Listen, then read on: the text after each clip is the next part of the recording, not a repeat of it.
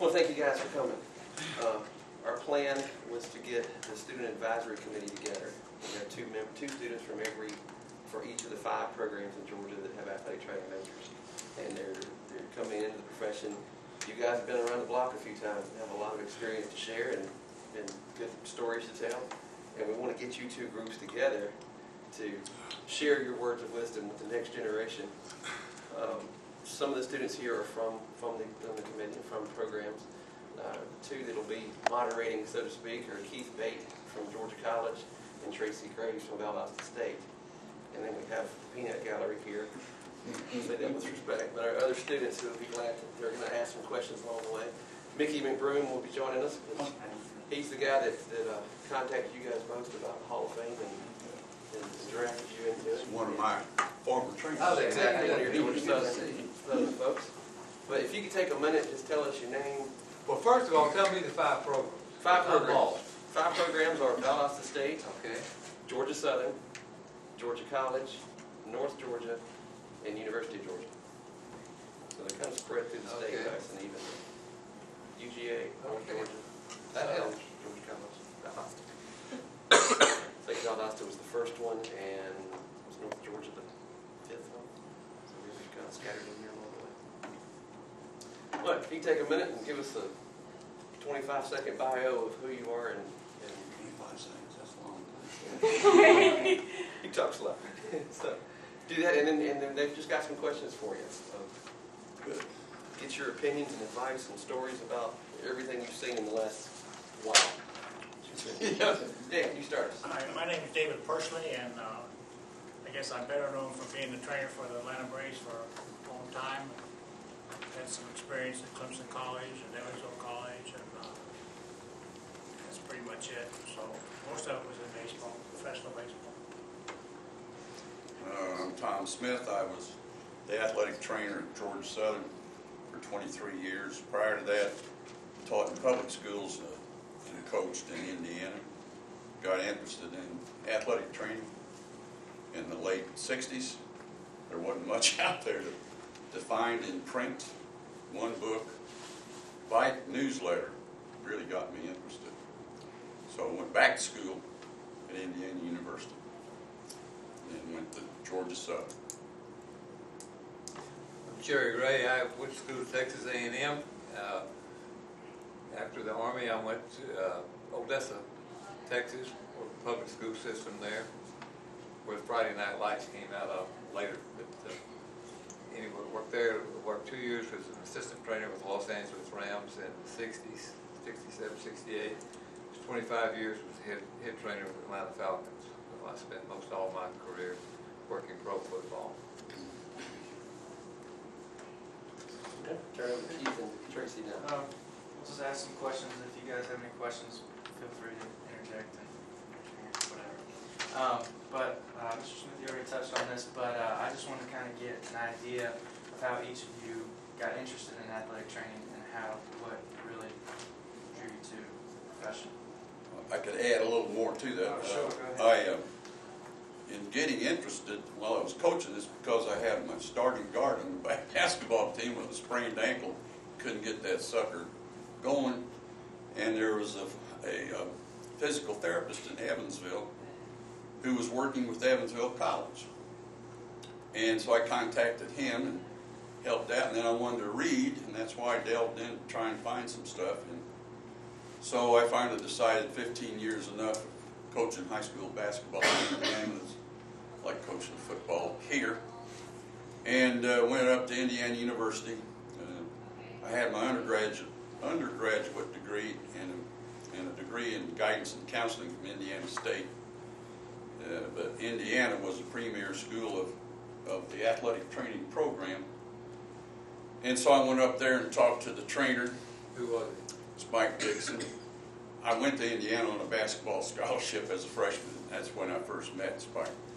And so when I went there to graduate school, he was still there. And then talked to another guy in the office, and they sold me on it, and it was the right move. And my wife wanted to get south in a university setting, so we've been at Georgia Southern ever since. Well, I was in college in the 50s, and there was absolutely nothing as far as athletic training. Used to get the Kramer's letter all the time, and I never could pass the physical to play sports, so I always got interested in student manager type job and used to help the coach tape and stuff like that. They had a professional minor league team in Evansville, Indiana, and I started working for them, kind of doing the same thing. I don't know, one thing kind of led to the other. They gave me a ride to college at Evansville College to come out and be their trainer, and I went from there to Clemson. This is all in the off season of baseball. I was in minor league baseball all the time, and the 03I League. And came to the big leagues in '61, and I was there until 2002. So most of it was that, and a lot of my education was the School of Hard Knocks, and because there was nobody out there to tell you how to do it. Took a little courses in biology and anatomy and things like that in school, but that's kind of my background. I started at Texas A&M to be an electrical engineer, and they taught me all I could learn in 3 semesters. So I decided I needed an alternative career, and had always been interested in athletics. Had been the worst athlete in my high school ever to come through, but I loved athletics, and this was a way to be around it. So I started working in the training room when Coach Bryant was football coach at A&M, and worked there for 3 years. And there was no program. I mean, I was joined as a student member of the NATA. For $2, you could be a member, and no test, nothing. It's a student member, and then there weren't many texts. I switched my major to physical education because it was the only curriculum at school that taught human anatomy and human physiology and kinesiology, and so you took that. Texas was early on big in hiring high school athletic trainers, always has been. They had a lot of oil money there, and I made a good salary starting out after I got out of the Army working there. But didn't want to spend all my life being a high school trainer. I was lucky enough to work training camp with the Houston Oilers in '66, and that opened a few doors. So I always loved athletics, but I was not an athlete. And so this was an entry to be a part of it without having to get hurt.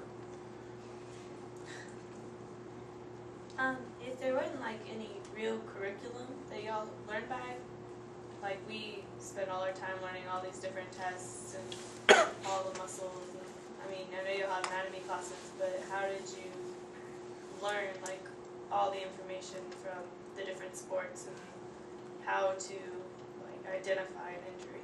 Did you work under somebody, or just kind of? I think number one is that an injury is an injury, no matter if it's the biceps or the hamstring, it's still an injury, and it functions the same way. The action is different, but the principles are there. Tendonitis is tendonitis all over your body. Bursitis are all over your body. You treat them all the same. Doesn't matter what sport you're playing. So you learn by experiment. That was the one nice thing I always found about football, was you always had a lot of extra guys to practice on. You know? At the major league level was different. You know, you didn't make many moves without your doctor to start with, but I figured I was pretty well educated in training when I came to the big leagues. Maybe not so much in the minor leagues, but. You said you'd experiment. Would you experiment, like what kind of like modalities and machines or anything did you have to work with when you started? Early on, there wasn't much out there. There was a whirlpool, and if you were lucky, you had one, and there was ice. And the stimulators were out there. They're a little more crude than they are nowadays, and some people had diathermies, but They were everybody dangerous. Yeah. So it was just, you know, you can't learn everything in the book. I learned how to tape every part of the body. Seriously, because we didn't have any braces or sleeves or anything. While I was at school in Indiana, and he actually taught that to us. And But I think it's like if you want to be a painter and somebody gives you verbatim how to go out and paint, you better go out and paint a while before you get expertise. You know, it's the same way knowing the ground rules of athletic training. You know what not to do, as well as learn what to do.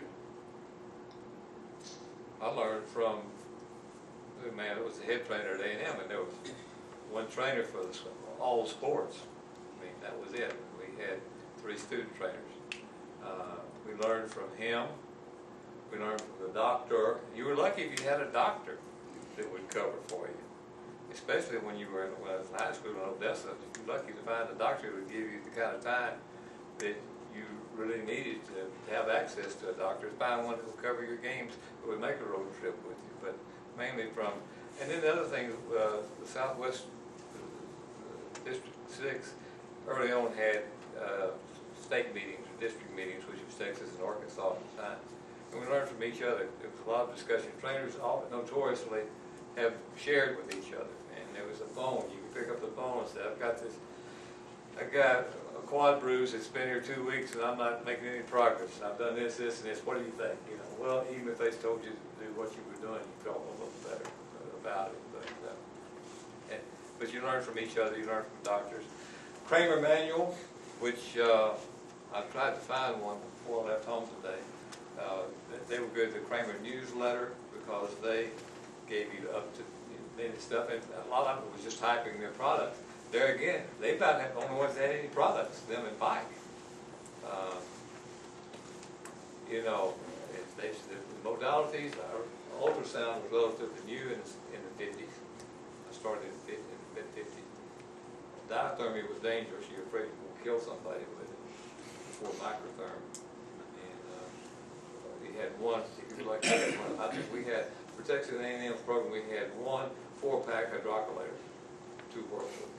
For the whole college. Yeah, and for 1 year, you know, we played pretty good football.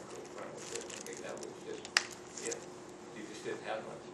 Do you see cycles of things, even the short time I've been around? You see one modality that's all the rage, everybody does it, and it kind of fades out, and it comes back. And I imagine you've been doing that forever. Yeah. That strength training, exercise, and diet have gone the full gamut. If you live long enough, everything has been right and everything's been wrong. I think that you have to learn what works for you. Some people can make something work and other people can't. You can't be afraid to try. But when we started, there were no laws or regulations. There was no law against taping people. Nowadays, you know, if you don't have a license, you can't function. And that wasn't true in those days. And I was grandfathered in to the all NATA because we were around way before it started. I couldn't imagine. Way out of the past. Well, I went back to school at age 40. Yeah. And what anatomy and so on that I had learned as an undergraduate, because I majored in physical education and business education. And so I had to bone up. I sat in on classes at Georgia Southern in those subjects to bone up. And so I had the privilege of sitting in that full day of getting surgery. There just wasn't a whole lot to work with.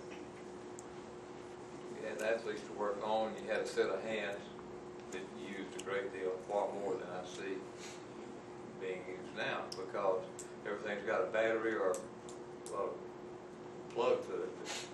And it does the work for you, which is wonderful, but it wasn't available. So you used a lot of massage, a lot of stretching, and even if we didn't know what we were doing, we did it anyway. That's right. There was a famous trainer by the name of Gus Mush. He was the New York Yankees trainer for many, many years. He also a football Giants trainer, because that was back before the sports overlapped so much. And he had a school down in Kissimmee, Florida every year, which I went to like a high school, and learned a lot. It would help to know a lot before you got down there, but you know, learned about different ways to rub and how to tape all different parts. And it was very valuable, I thought. You know, some people were down there for the first time cold turkey. I don't think they learned too much, but it's just take well, you don't take your docs anymore, you gotta get a degree, but I mean, you gotta learn how to do it. And I always have these, call them interns come work, you know, and they would always say, well, now why is that? It's just because I said so, you know. It's just, you know what works and you know what don't work. And what you may get something to work with, I may not be able to make it work, but they both work. There's a lot of ways to skin a cat, you know. You came from Indiana where cold therapy really started. I remember we had a guy named Don Bennett who came to Texas and gave a lecture at one of our meetings on cryotherapy, and we thought it was blasphemy because no one used ice. This is back 50s, 60s, going into the 70s. If the trainer had ice in his training room, it was probably for a bourbon that he had back to back. Because we didn't use ice therapeutically then, and the first I heard of it was because of the work done at the University of Indiana. Yeah, we always kind of had a joke if we weren't sure about an answer, we'd always say, put ice on it. That's still a pretty good answer now. We still have that was drilled into us by Spike Dixon, who was a longtime trainer at Indiana University. But, so, I mean, as I say, you've gone full course where you would think about putting ice on an injury. Second day ankle sprain, put it in a whirlpool. That was kind of true in baseball too. Sandy Koufax got started with his arthritic elbow when he used to submerge his elbow in ice, you know, up to here, and after he pitched, and nobody did that for that. Now everybody does it, you know. Put a big ice bag on their shoulder and you dump that elbow in, and after they pitched, so contracts everything, stops the bleeding, and it works good.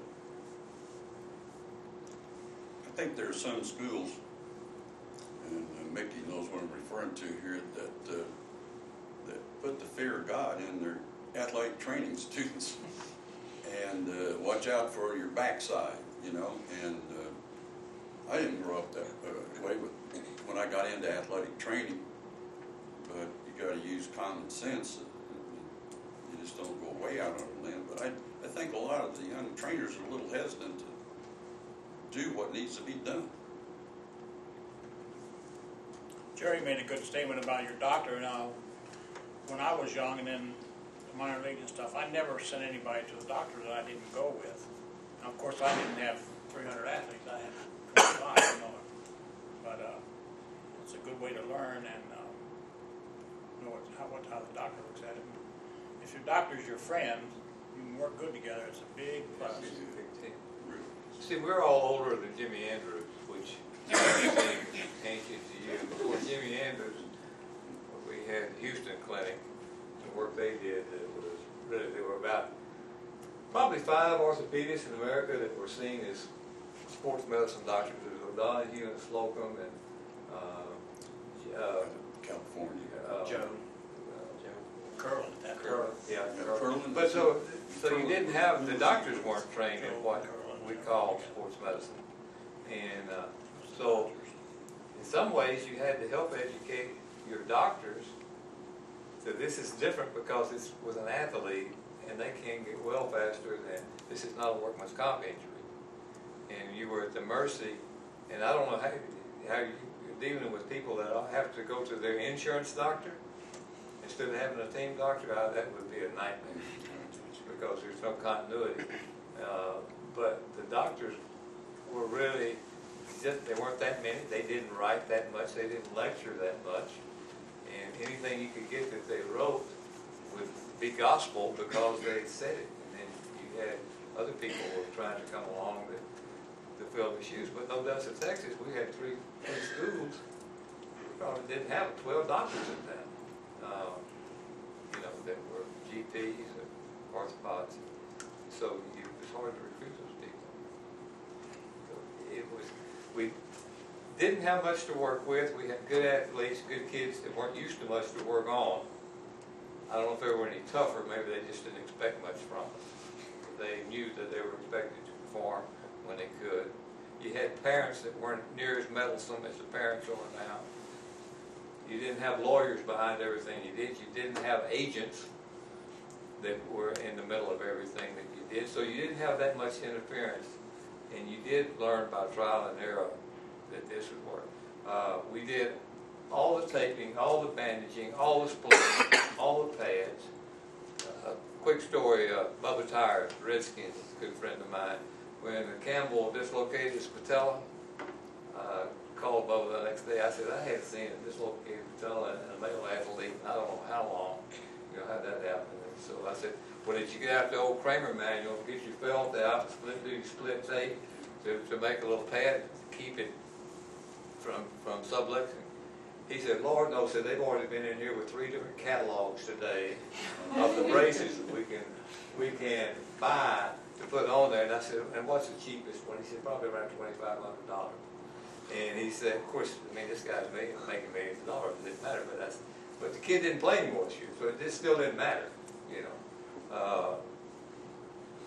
But you didn't have those braces, and I wish we had an assortment of early knee braces that we had, because most of them, when they got hit, would bend, and so if you dislocated, it stayed dislocated because you had to break, you had to bend the metal back, you know, to get them out of the problem they were in. So you had nothing to work with, and people tried and tried and tried, and finally you got to refine braces now. And then too, all of us were trainers for a team, and that whole thing has changed. I think about people, the venues people working in now. It's scary.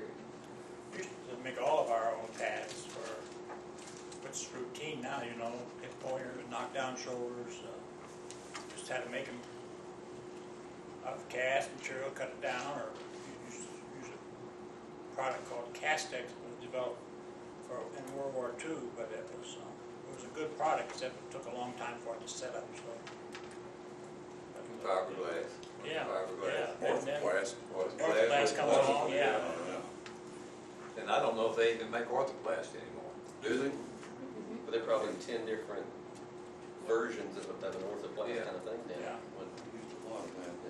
Different You know, when thicknesses and clear. in the 40s and 50s, and if you hurt your knee, they put it in a cast for 6 months and it healed.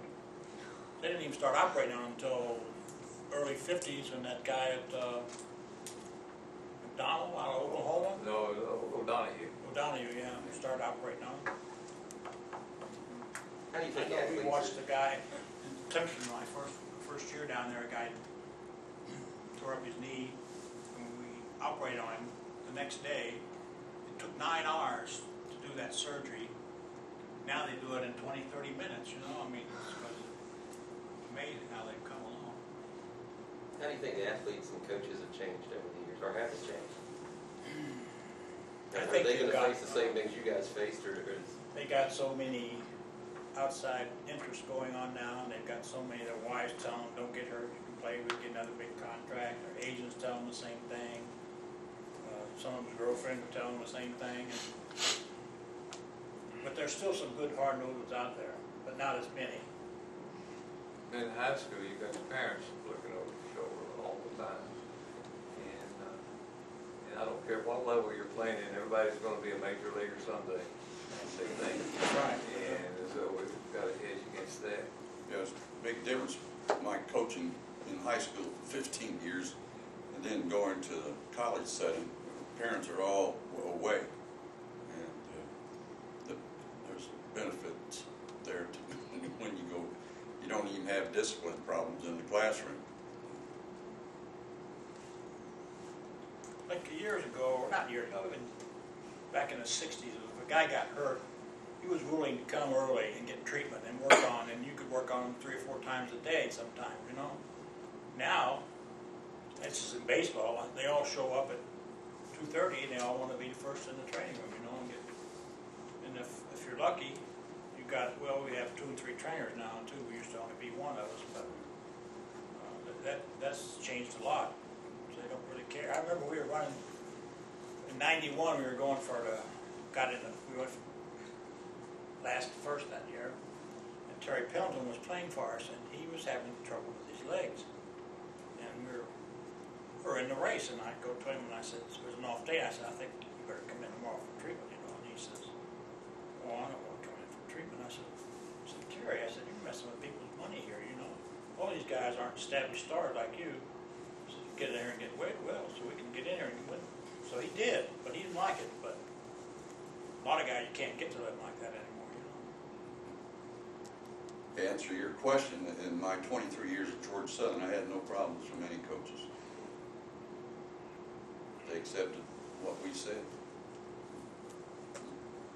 And that's nice. Yeah, that makes I sense. realize there are some coaches that may not be like that. I can't say that about baseball. I had some difficult ones. Yeah, I we don't had have one to that, say that. no matter what injury I told him somebody had, he'd had it and played with it. But I think it got a lot better with lawsuits. Because when they figured out they could get their butt sued too, because they had insisted somebody participate in something that they had been told they shouldn't be doing, that they realized that, you know, I don't want to be drug into this either. They didn't like it, but they just accepted it. They just learned to live with it.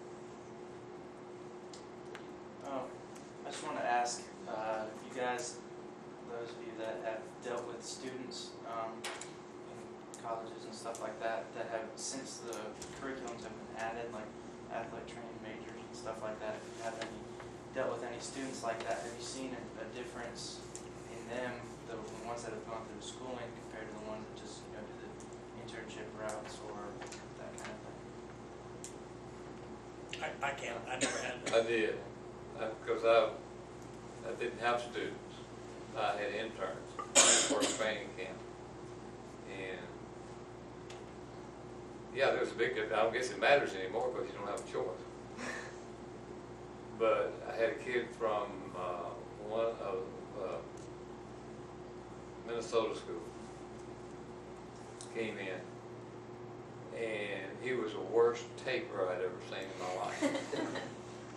And he was apologetic, but he was still the worst there. And he said, you know, and I mean, he'd take people and they'd cut it off and go in another room and get taped, just because.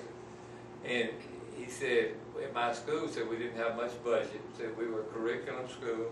We had 23 of us, and we went in the training room, and we all had a number. We would rotate on who was going to get to tape the next one today.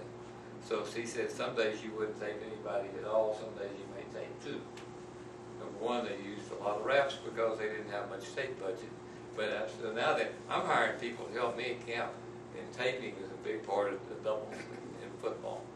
And so, yeah, those people, I had kids that came from interns that could step in and done my job by and large because they had been forced to do everything because they didn't have that many on staff.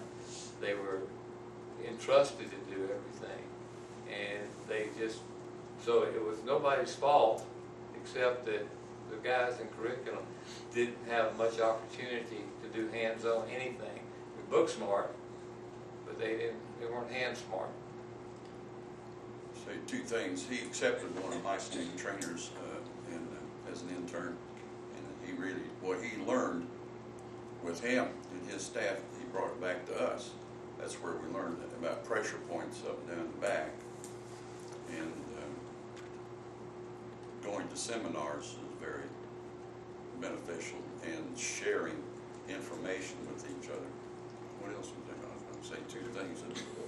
One day was It was about what the difference in a curriculum is. oh yeah. And then I understand why the rule is there from the NATA, but as I work, I could take the freshman who wanted to be an athletic trainer and put them to work. The one standing right back there. And now I understand you have to wait until your junior year, is that right, to really become active? I think you missed 2 years of really getting some good experience. I understand about why the NATA says that, but I can't say that I totally agree with it. I just think you're missing a little bit like half of your 4-year, 5-year education. But that's what I know. I'm old.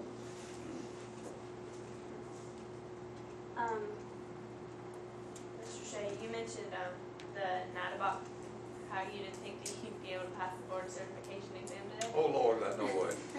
But do you think that it's, I mean, from the curriculum-based programs that we have you seen one? Like, have you seen some of the exam questions? Pat Dyer was a trainer at Georgia Tech. He and Joe O'Toole and I, English all the same. Yeah. And when they first started with the first exam, Pat and I gave it to two people. One of them, I think, was Doug May. And they were taking it, we were in Georgia Tech training room, and they were taking it about where y'all sit. And we're back over here, and we're reading this.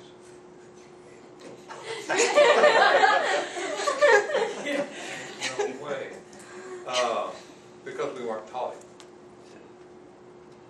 We weren't taught it. You learned what you learned, either accidental or you learned it, but you were not taught it.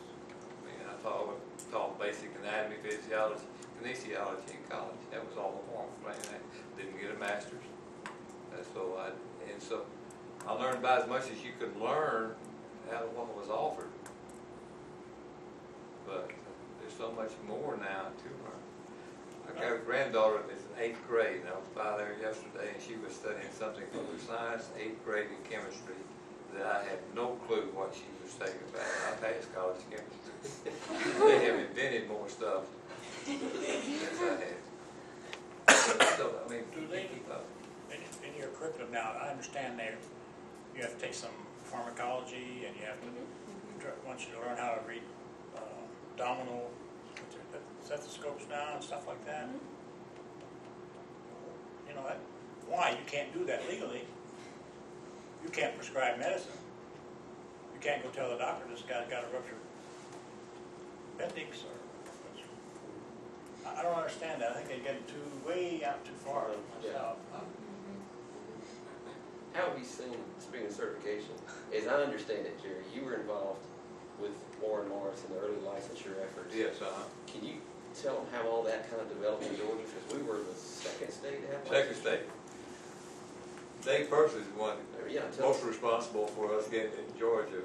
Texas had it, and it was written up in an NATA journal that Texas had it, and it had it a couple of years. Of course, I spent my early life in Texas and knew a lot of people down there. And they walked down, our dressing rooms at the old Fulton County Stadium were 100 yards apart probably. He came down one day and they said, why don't we do this? I said, Dave, we'd never get that done in Georgia. It's not enough. Why? Pat Jarvis was Sergeant of Arms. Yeah, Sergeant of Arms in the Senate. Yeah. Zell Miller was Vice. he was whatever, Lieutenant Governor. Lieutenant Governor. And he said, we got it in. We'll get some way in. And so I said, that's never going to work. I was a disbeliever all the way. He said, yeah, we will. So through Dave, we got Pat Jarvis to introduce us to Lieutenant Governor, so I can't help you much, but I can give you my legal aid. It was a guy named, a judge now named Johnson. Yeah. And he kind of worked in part-time, and we gave him the Texas bill. Somebody in Texas, and every place it said Texas, we scratched out and wrote Georgia. And took it to him, and he said, well, this won't work, this won't work, this won't work. But he rewrote the Texas bill for Georgia, and we took it through. Well, we had problems at first. And then Dave would go off to spring training when we needed him the most, when the things were in session. So Warren would come over from the University of Georgia, which was, God's gift to football. And all these guys that are legislators, 2/3 of them went to Georgia. And he knew Murphy real good. He knew Murphy real well, but he also had all these guys. And so finally we went through. I remember we were the last day of legislature. And they've got important bills going through. We're still trying to get this bill through that's going to affect 27 athletic trainers about in the state of Georgia. And Warren Morris is over there, and he's got a little stick-on bulldog that was embroidered or something. We had guys leaving the Senate and House chambers trying to find Warren to get their stick-on bulldog. I think, what's important? We got big things. We didn't get through that session. In that session, it didn't get through, and we finally came to a vote in the House. And Mr. Speaker, Tom Murphy, who just died last month, anyway, the vote was something like 142 to 70. I mean, we got beat big time. And we were all down in the dumps, and we went to see the Speaker. He said, well, don't worry about that. Boy says they didn't understand what they were voting for. Says there's a rule that if you can bring it up 3 days later. And he said, I'll talk to these boys and explain what they're voting for. They voted in 3 days and it passed by the same margin it got defeated before. It shows you how things get done. But we were the second state. Now ours was watered down considerably because they said, well, if a guy calls himself, he's in the high school, and he calls himself a trainer, he's been doing that for 13 years, we can't tell him he can't do that. Yeah. Well, we tell him he can't call himself an athletic trainer, and so it got watered down a great deal. And we went through one crisis of sunshine where they were going to vote us out of our licensure bit because they said that we really were not effective. There weren't enough of us to merit having some board and the expense of maintaining a board, and had to go down. And Warren was supposed to testify before this committee, and that was the year Herschel Walker was being inducted in something in New York, and Warren had to go for that. And I remember talking to the legislators, and I was pissed, pardon me, that we were even there. And I said, you know, you're sitting here in judgment of what we do. And all you people on this committee, I said, you have been invited to Georgia Tech, Georgia Southern, Atlanta Braves, Atlanta Falcons, University of Georgia to come out and observe what we do. Not one of you has ever been there. How can you judge what we do and how important it is? And they didn't sunset us, but we about lost it. Yeah. But since then, but if it hadn't been for Dave Pursley, we wouldn't have been the second, third, fourth, fifth, or 25th probably, because he was the guy that says, well, why not? Why not? Well, you know, I thought to myself, here we are doing something that we don't have a right to do. We don't have a license. There's no standard for a trainer in the state of Georgia. Let's see if we can't get one, at least to make a deal what we were doing, because the therapists were getting after us, and people were starting to get sued. So that's why I wanted to do it, and we did it. And we worked on sit on the board. We never took any salary because we didn't want them to take it away from us. Remember that? Yeah. Anyway, but things are not done like you think they're done in government. I just want to get you guys' opinion on where do you see the profession heading, or where do you hope to see it head in the future? Well, I think you can tell us better where it's heading than we can. I've been retired for 5 years. Yeah. So. What advantage do you think they will have in their career that you didn't have? If you knew then what you knew now, well, They got options. yeah. What do you mean? We could work for a team, period. That was it. And now then, how many different ways can you make a living using your credential and your education? You know, we are, number one, we're old, so we're antiquated in that sense, but we're almost a minority of what we used to call the conceptual training room training. There's so many people that do things that are not team trainers that we're a minority if you look at it across the board. Now, whether you're working in a clinic and assigned to a school, like my grandchildren have 2 trainers out of Children's Health in Atlanta that take care of them and do a wonderful job, but they're with them in the afternoon.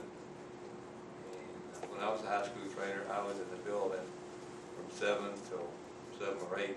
Something happened, I was there, knew all the kids, knew all the teachers, you know, and knew both the parents, the kids, and it was a better opportunity to be a full-time athletic trainer. But there again, I worked for a team, and that was all I could work for. You've got all kind of options.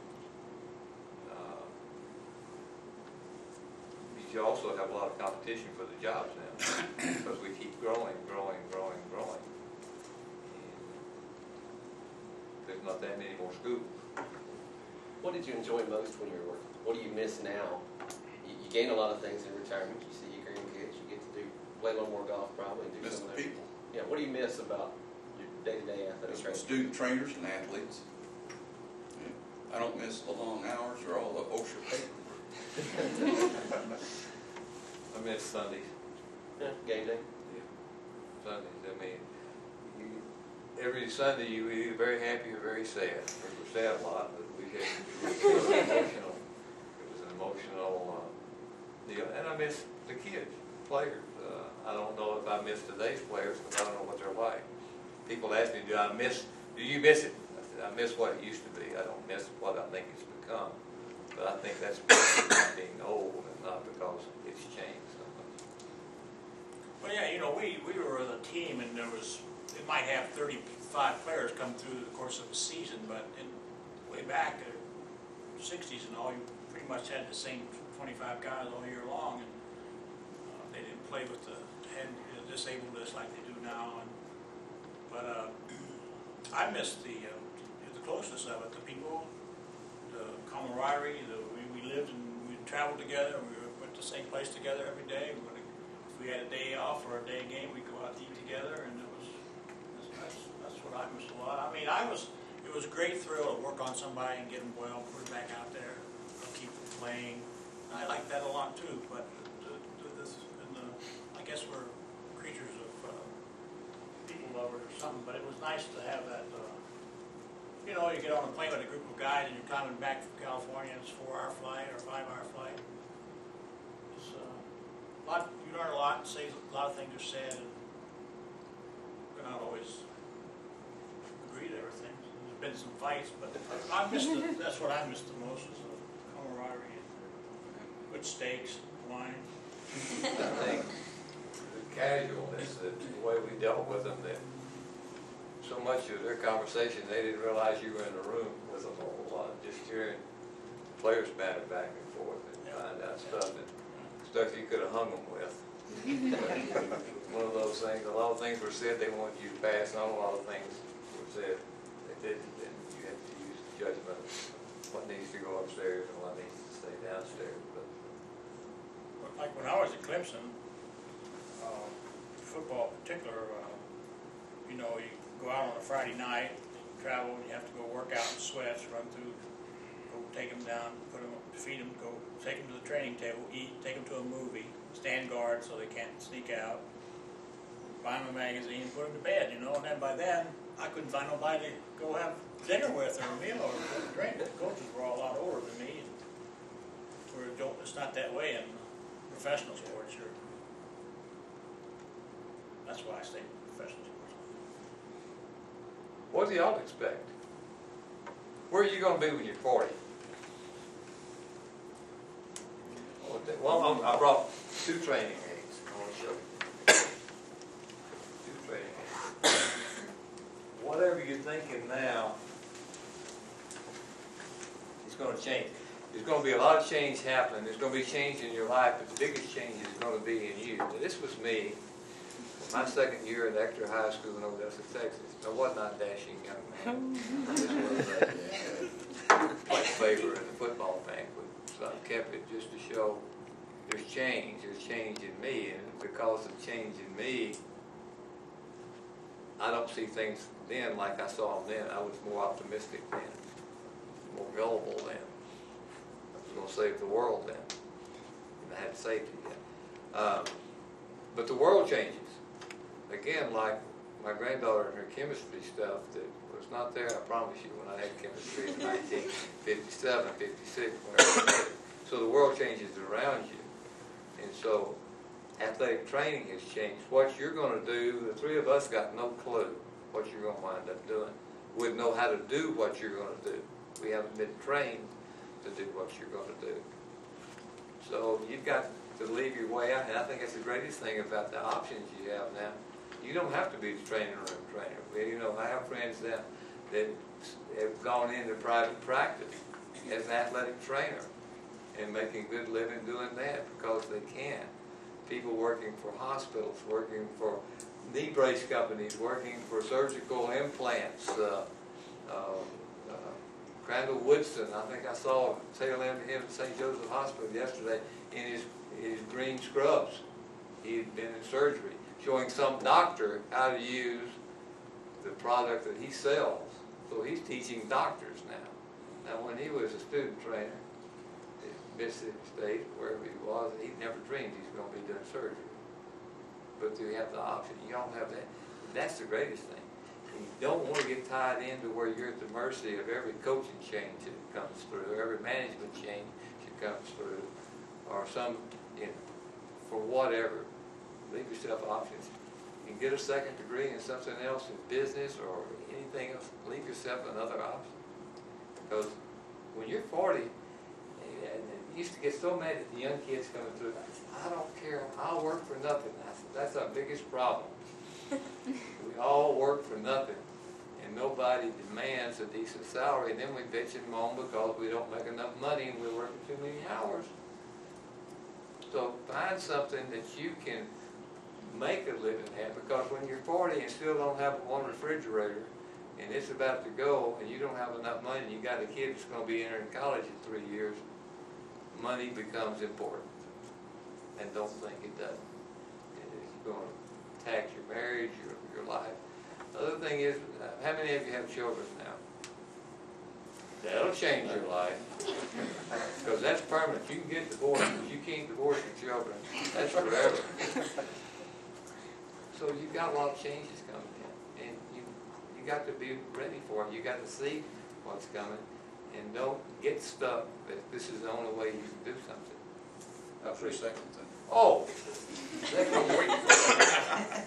This is a book. We're talking about a book. This is not the textbook I had at A&M. This is one I thought that was even older. It's called The Trainer's Bible. That's the one first book I found when I got interested as a coach. I had one when I was at school by Dolan, and it got lost in the street. But anyway, we didn't have many books, but this one was written by a guy who was a medical doctor in Chicago who had been a team doctor for the Chicago Bears and probably the Cubs and all that. But ultimately, he opened a supply house in New York City on Lower Broadway, and he sold medical supplies to schools.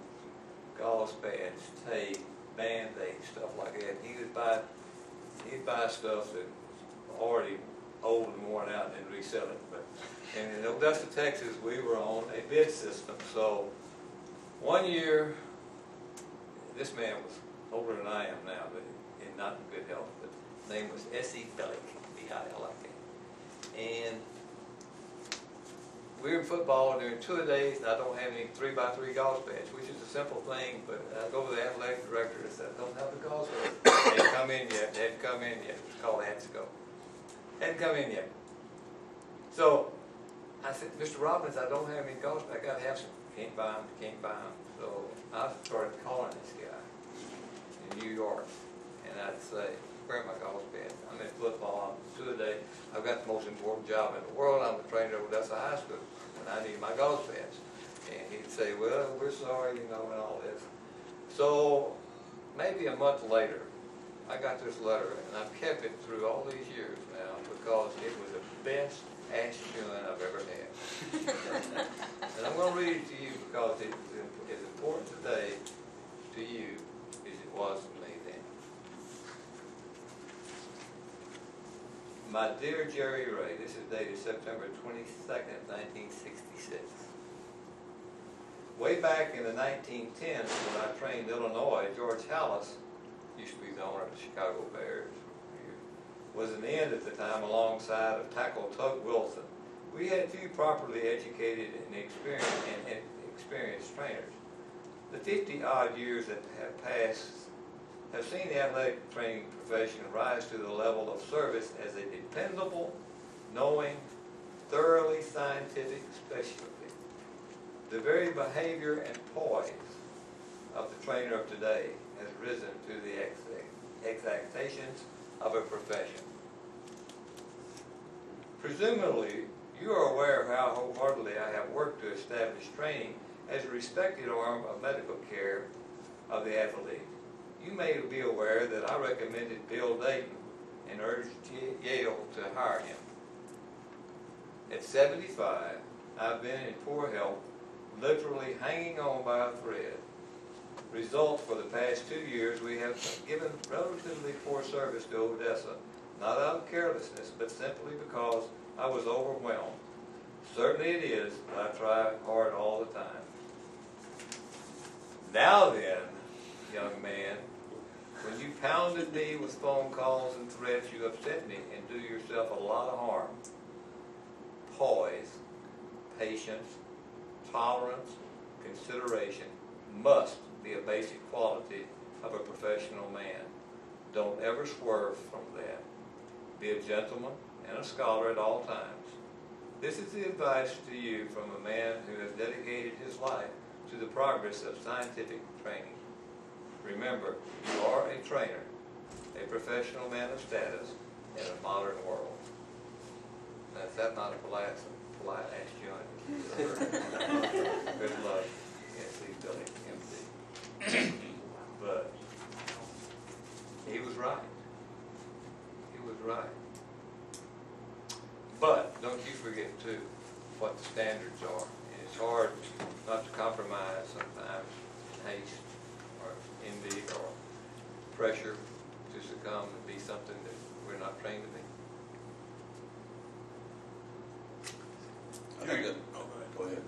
I was gonna say, Jerry brought up a good point about living your life, and what are you gonna be doing when you're 40 and all, and I don't know what expectations you have out of athletic training for a source of income, but there aren't that many really good jobs out there as far as you're gonna be, you say you were well-heeled or good off, you know. I don't know what they tell you about trainers making money, but if you don't get with a team that wins and get some of that extra money, it'll be a living, but it won't be, like you say, you'll be looking for that second refrigerator. Just pass those through your mind when you're thinking about, you know, you're thinking about being a trainer, you wouldn't be in school doing it, but you got to be in the right place at the right time sometimes. I thought when you mentioned, Go ahead.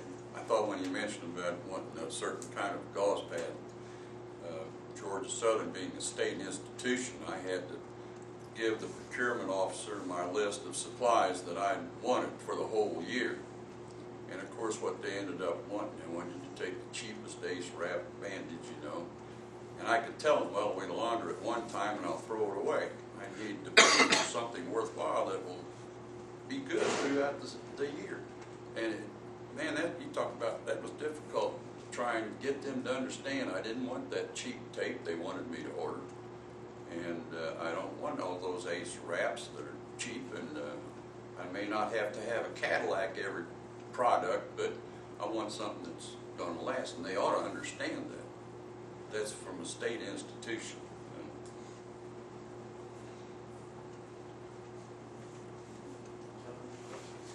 Any other questions? In the way the profession's going now, do you think the manual techniques and the massage and the taping things yourself, do you think that's underused? Do you think that we're being trained almost too reliant on the machines and the modalities and stuff like that? Well, I felt like massaging with the hands is so beneficial, but when we added football at Georgia Southern, I had that 350 athletes, and I sure didn't have time with my staff too to do that much. I think it's very beneficial, and working on the pressure points like we learned from him, and I think too, just the contact, you touchy-feely, you know, means something. They came in and just have conversation while you're doing it. Make them feel at ease, make them feel important, and they'll make you feel important. I used to get tickled that we had a team doctor that used to come in, have patients say, oh, he's just got the greatest bedside manner. He spends so much time with us when he comes by the room. And I would observe him. What he did, he wouldn't spend any more time in the room than any other doctor did normally. He'd come in and sit down and kind of lean back and say, well, how are your grandchildren? What are you doing? And he put them at ease and make them feel important. It wasn't about what he operated on 2 days ago. It was about you as a person, and he made that person feel like they're important. And I think that was one of those, he talked so long, he didn't say long, but it wasn't just, how you doing today, you feel better, did you do your exercise tonight? It wasn't that kind of a relationship. And, you know, if you don't like people, you're in the wrong business, folks. I think that from a team point of view, we did a lot of hands-on stuff because we've only got so many. Everybody not hurt at the same time, but we also use the modalities, and they still do. In fact, they've got some more new ones since I've left there. But you can become so good with your hand and feeding things, you can find out the sacroiliac's out of line and this vertebrae's out of line, and you can go to those trigger points and just get rid of those things if you know what you're doing. You know, and it's not that hard to learn. It's just trying to do it. You can feel, you know, masses and thighs from the hematoma, tendons that are inflamed, heel cards that are inflamed. So it's a really good source for, particularly if even if you've got a lot of students, a lot of athletes, you've got some that are better than others, and you want to particularly take good care of those guys to keep the coach and everybody else happy, you know, because they want them to play. I've been asked a couple of times during my career, you know, interviewing an athletic trainer, and they usually ask, well, what part of the body do you work on the most? And it doesn't take a second to answer that, the head. And I did take some psychology classes to get a degree in guidance and counseling, but it goes beyond that with the book. And how you deal with people. And then you can kind of get in their head. And there are some that may think that they're not going to be able to play 2 weeks from now. Sprained ankle, well, maybe it's a low sprain, and you're gonna tell them. You give them the sales pitch. How you're going to work on them, and I think you're going to be ready before 2 weeks. And that's important. And we had an occasion one time where we're in the football playoffs, and we had a defensive back that sprained his ankle. Remember Taz? And we had a wonderful local general practitioner. I don't know what we'd have done without him. But after the game, he got up on a bench and told the team in so many words that Taz wouldn't be able to play probably for 2 weeks. And I told Taz as soon as we got back to the training room, I wanted to talk with him. And I told him just what I said to you, that your ankle's not that bad, and we're going to work on it every day, and we're going to have you back, and if you'll do the things we want you to do. Now, that won't work every time, you know, but it did that time. Same way if you got a football player that's had knee surgery, and to get them back, they're going to be hesitant, and it's part of the trainer's job to give them some confidence that they can do that. And so they have to have confidence in you too as a trainer. Anyhow, I think the head's so important. If you get a chance to sit in on surgery too, that's very good. I don't know if you get that Can chance. they do that anymore? Did y'all had that chance? Yeah, because Some hospitals gets to look what a patella tendon looks like instead of what you think it looks like. That was beneficial for me. We had an orthopedist from Savannah, and anytime I took an athlete over for surgery, he'd have me come in on another person he was operating before my athlete and the one afterwards, and to see shoulders and knees and ankles being operated on, and everybody thinks it's so gory, and it's not. The other thing that hadn't been mentioned that is a staple in your life that you deal with and don't know that there was another way. We didn't have to worry about drugs. We started. I remember the first time I heard about marijuana, a little Mexican kid in Odessa asked me if I wanted some. I said, what is it? So cocaine was not an issue. Crack was not. So the substance of abuse at that time would be alcohol. Right, and it was legal.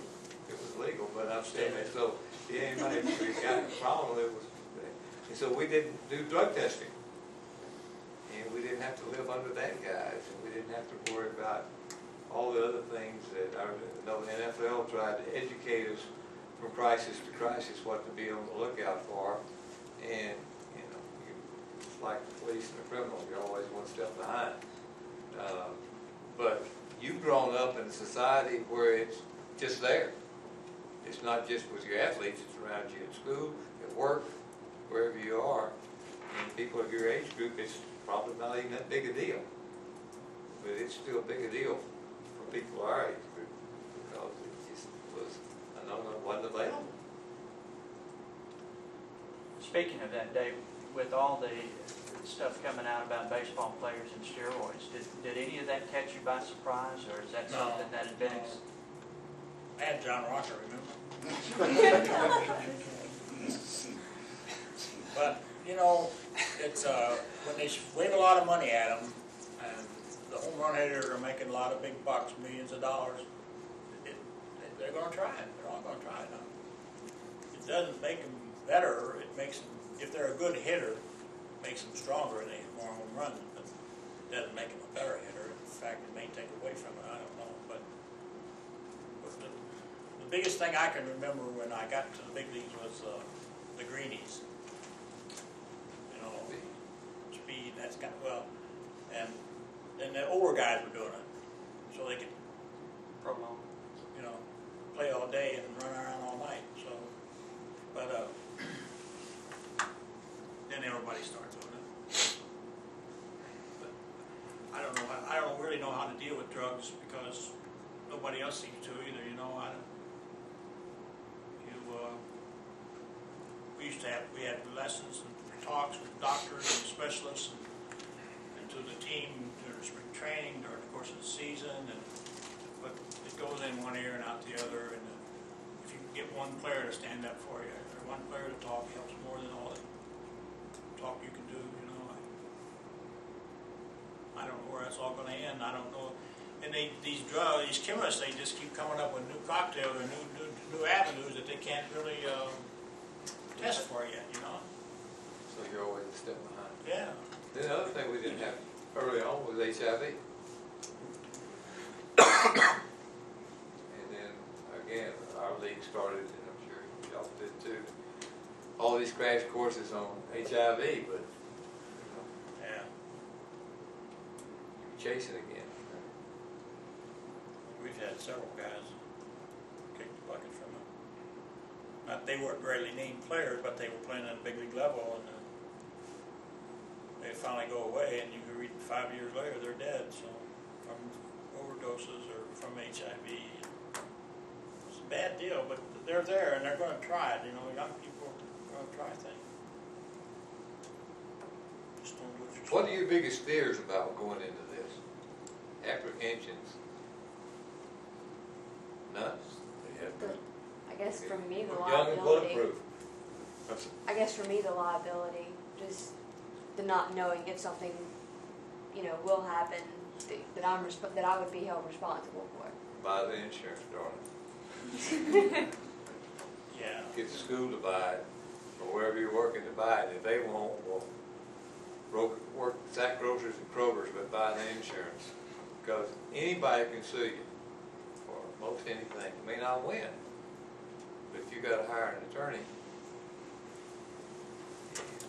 you'll be surprised and disappointed how quickly you're hung out there all by yourself when you're the only one involved in any of that. Just say one thing here that I don't know if you're aware what PBATS is, the Professional Baseball Athletic Trainer Society, and they have education for us, you know, trainers like yourself, and it takes place in spring training, and then sometimes throughout the course of the season you go in for 2 weeks and work with you know, a certified trainer. It can be at the major league level, it might be at the minor league level, and it's a good hands-on. It's a good chance to see somebody that's been doing it for quite a few years, how they interact with the players and the doctors, and a lot of people. We've been doing it for quite a few years now, and a lot of people have gotten permanent jobs out of it in baseball, and some of them are in the big leagues already, so it's an avenue. It's pretty much on your own the first 2 weeks, depending on the organization. Some organizations, like you go to spring training, they give you meal money and hotel and stuff. You know, during the season, I don't know. I only know what the Braves did. So, but it's an avenue. I think you're a little late for this year, but for next year, and it's in our newsletter all the time. NATA newsletter, so it's not a bad avenue. Get some hands-on on how it goes down without having a job. See whether you like it or not. I'm sure you'll learn a lot. You know, like in baseball, a big injury is a stove finger. You know, or a sore toe if he's a pitcher because he can't push. He can't either push off or he can't land. And so those are important. Sickness is a big deal with football, baseball. Because we play every day. Yeah, that was the worst thing. When Dave and I were so close together, I'd go down and visit with him, and I'd say, him spending time with a blister on a finger, that I would have put a Band-Aid on and taped it together and told him to get your ass out of here. Yeah, well, it's because this guy is throwing a ball and making millions of dollars, and Dave's got to get him ready for that. So it would be, I used to tell people I couldn't last 15 minutes in a baseball clubhouse. I wouldn't know how, and they would spot me as a phony. They'd have me out of there because he knew how to take care of all these things I had no clue about. Yeah. Well, we make artificial nails and and things like that. But it's just you learn out of necessity. You can't keep. I can remember that when I was in the minor leagues years ago. We had this real high priced bonus baby we called them. They got like maybe $100,000 back in the '50s to sign a contract to play baseball. And this guy was a pitcher, and he threw real hard, and he kept coming up with this blister, all the time, on this finger, in this corner. Well, we were trying all these things, pickle brine, and benzoin, but the damn thing kept coming back and back and back. And then finally, we figured out, or I did anyway, I don't know, it might have been the last one, but the pressure point between the ball and the fingernail was causing the blister, and it just kept getting deeper and deeper and deeper. So the length of the nail, we had to let the nail grow out. So you have to let the nail heat just right. If it gets too long, it breaks. If it gets too short, you get the blister. So you learn to do those things after. David did his own shoulder machine. Yeah, I did that too. That was out of necessity. These pitchers are having, it's hard to keep a good pitching staff going. So I invented this, I call it the rotator cuff machine, to strengthen the shoulder because the rotator cuff is they're small, very weak muscles, and you get a guy of 20 pounds and say do this, well he's just using the big muscles, and it's the little muscles that hold the shoulder in place and keep it in the socket, so to speak. So I did that because I got tired of pitchers breaking down, It works. I didn't make a whole lot of money out of it, but I made it and sold it myself. Then I finally sold out to Diversified Products, and they finally went broke too. So, But Braves pictures did you save that? Oh yeah, they're still used down there, and a lot of them bought from me. So those are the type of things you might learn with this PBATS thing. Because I imagine you get most of your stuff is football, isn't it? Football related? No? Three of the colleges that have a major have football, 2 don't. But they usually make sure all the students rotate through a high school or a local college, somebody with football during one of their semesters. So what are you training for, basketball? Hockey? I did softball Softball? last semester.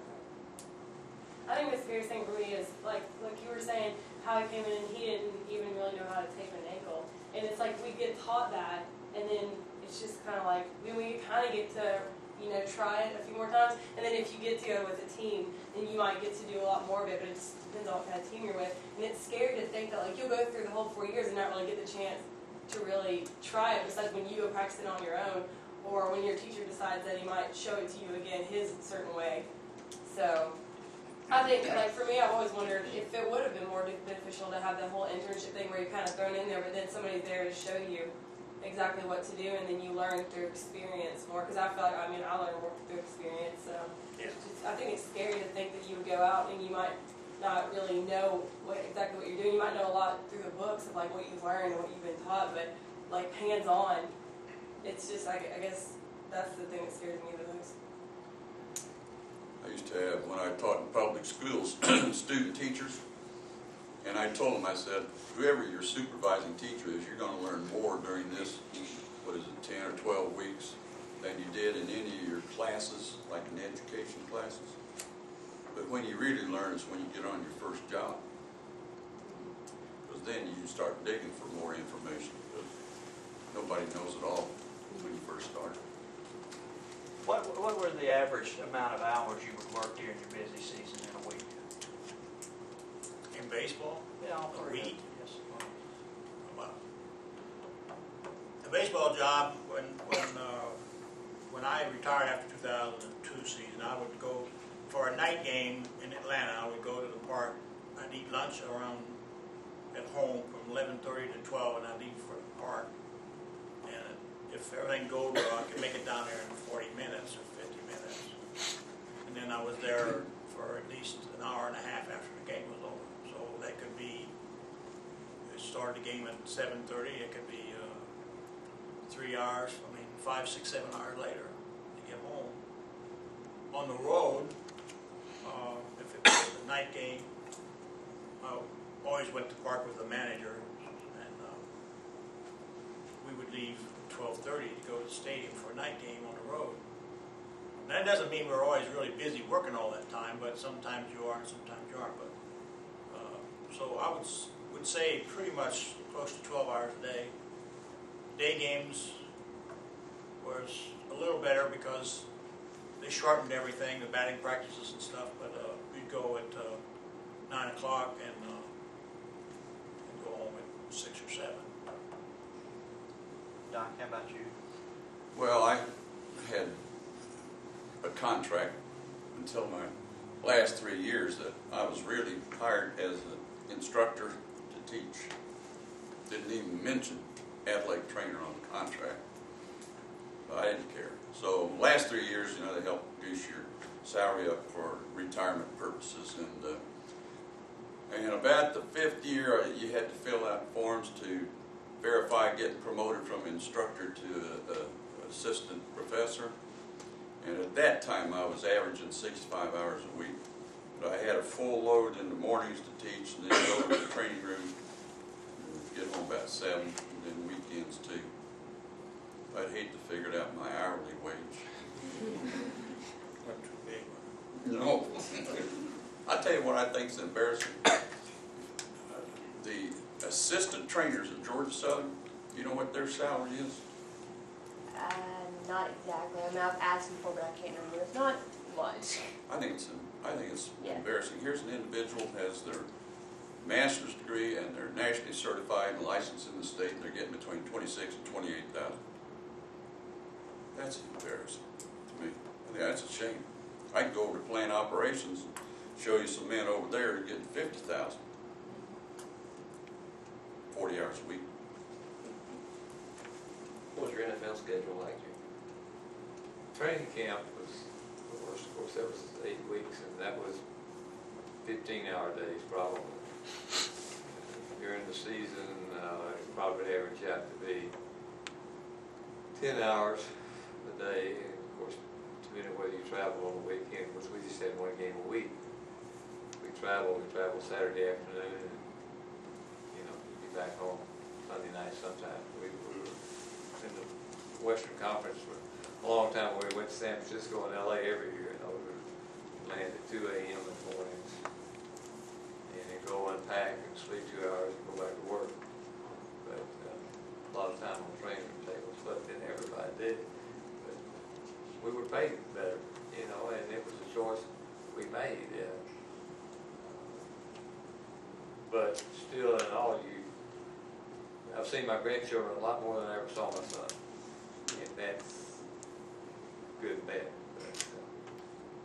But, most people raising children don't see these children. You guys are expected to work year-round too, aren't you? Oh, yeah. See, like in baseball, and when the season's over, it's pretty much, you know, you show up, it's fine. If you want to go play golf or take a trip to Florida or something, nobody says anything if you don't show up, because there's nobody there to work on anyway, so it'd just be paperwork and, Yeah, ours was year-round, and they wanted somebody there during working hours. You know, I had an assistant full-time, you know, when I was supposed to be there from 8 to 5. We had rehab going on, and then they started all these Mickey Mouse camps all over. You know, and every time you change coaches, you have more and more mini camps, and more and more. And now they've got the weightlifting and off-season conditioning starts in February for NFL people. And I know Ron Medlin is there forever. All of them. I mean, they've got 3 trainers that are there like at 5 in the morning, I think, till 7 at night in the off-season. Which makes no sense at all, but that's what the job says they're supposed to do. You know, like I say, I'm glad I worked it when I did. I don't know that I could work the state game. You guys have any other questions? You guys have any questions? Good luck to y'all. I hope it pans out and you get what you want out of it. Don't ever sell cheap, though. I hate it. They said, I'll do this job for nothing. Because that's a poor starting point. They'll take you up on it. They give you a $3 raise and say they gave you a big bonus. that's really true, because that's one of the biggest things that we've had to fight in NATA and PBAS and everywhere, was to get a decent salary. And it takes a long time when you just get a cost of living raise every year. It takes a long time to get something that's decent. So my first job in the big leagues as assistant trainer and equipment manager was $3,600 a year. Now, I only had to work through the season. I could have another job, but so that was 61. Now that's a long time ago. You know, it was a lot easier to live in those days too, though. You know, you could get a loaf of bread for a dime. Take your licensure seriously. Well, we started with what, 27? So I don't know. I signed the first. I bet we didn't have 20 first batch of certificates in that. How many, Dave? You were on the board more recently. How many? Oh, it's up in the hundreds now. Like, yeah. We've got 7, almost 800, I think, are licensed in the state now. Yeah. The licensure numbers are up into the Yeah. 1,000, because Yeah. we've had some move in and out. And Who's on the board now? Russ Hoff from Valdosta State, Warren Morris just resigned, so there's an opening there. Dr. Malone out of Warner Robins, he's an orthopedic surgeon, and Jeff Treadway, one of your former yeah, He's the consumer member, somebody who's related to the profession but not actually a licensed member. He's coaching high school in Macon now. The doctors and the consumer person are always our threat. They never want to come to the meetings. I think we've got a good board now. The laws have been tweaked where they have some teeth in and out. The boards will do a lot more than they were able to in years past. I think we've got a well, good it's group. important. Thank you guys for coming in. Thank you for It's having been us. such I've learned a lot myself. I've been around a lot once or twice, but you guys have been around a few more blocks than I have. Thank you so much. I really appreciate it. Okay.